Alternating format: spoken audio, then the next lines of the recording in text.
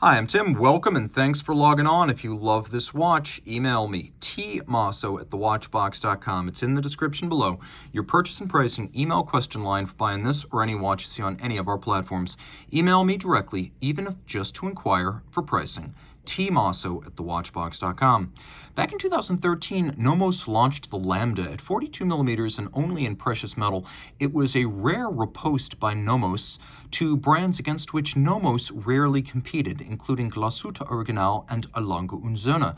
Well, in 2020, Nomos came out with an even more wearable version featuring all of the same pleasing mechanical refinements. This is the Nomos Glashütte Lambda 175 years. It is a 175-piece limited edition celebrating 175 years of watchmaking in Glashütte. It is smaller than the original in steel at 40.5 millimeters in diameter, 8.9 millimeters thickened from lug tip to lug tip, 49.8 millimeters with a 20 millimeter spacing between the lugs. This was part of a trio of steel 40.5 millimeter anniversary Lambdas, and you can see on my 16 centimeter circumference wrist, it's a much better match than the 42.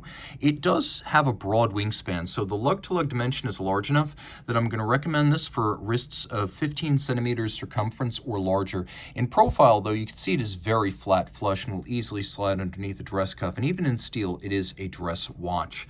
Take one last look down the barrel. The strap, shell cordovan, a seamless horsehide leather, specifically requested by Nomos founder Roland Schwertner, who is not an artisan, he's not a watchmaker, and he generally left design and watchmaking to the specialists. This was the one element upon which he insisted personally, the shell cordovan strap. So note how it is completely bereft of hairs, pores, any kind of seam. It's also folded on its edge, monotone stitched, black with a semi-gloss on the underside. You can see it is Horween leather from the Horween Leather Company in the United States. And then we have a counterweighted Nomos style buckle. The Nomos buckle is very simple and utilitarian. The case band is also unadorned. The lugs are broken out dramatically from the case band. The case band is bowl-shaped. Everything's of high polish.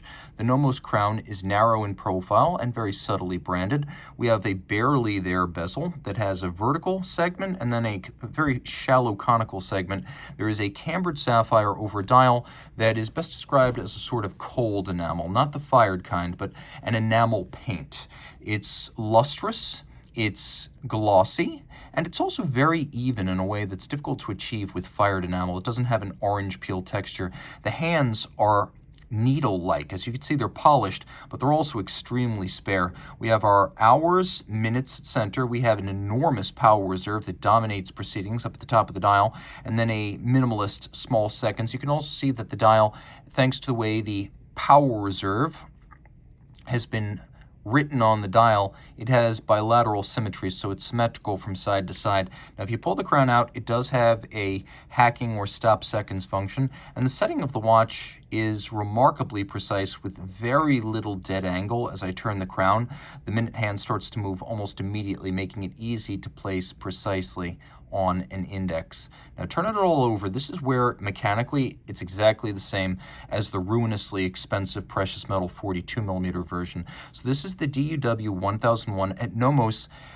Watches that have a name that matches a Greek letter are in-house calibers, and DUW, Deutsche Ehrenwerke, those are entirely in-house, right down to the escapement, the hairspring, and the balance. This has the Nomos swing system. It is a twin-barrel manual wind movement with a 4 Hz beat rate, stop seconds, and an 84-hour power reserve with the power reserve indicator on the dial side. A 29-jewel movement. It is traditionally constructed to look like a 19th century or early 20th century German pocket watch, which means we have a 3/4 style bridge that covers the entire drivetrain and the 2 barrels. We have fired blue screws. You'll also note we have polished screws, so there's both.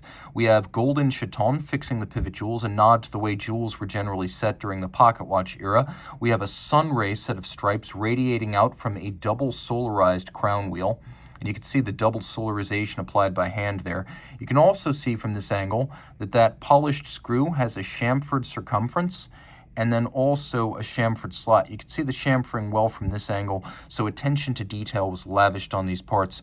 You can see here, made with love in Glashütte, a freehand engraved balance cock just like Lange, a black polished swan's neck fine adjustment mechanism, engine turning on the base plate, Then we'll take a look at the edge of the bridge. You can see that it features mirrored anglage. And then you have those lovely sunray stripes across the three-quarter bridge. This is an incredibly handsome watch that features genuine hand finishing, something that is exceptionally scarce on Nomos watches, which are generally designed to a price, not a standard. This is the opposite. And as you can see, all of this, a 175-piece limited edition in blue, water-resistant down to 30 meters. Reach out to Team Mosso at thewatchbox.com for purchase and pricing details.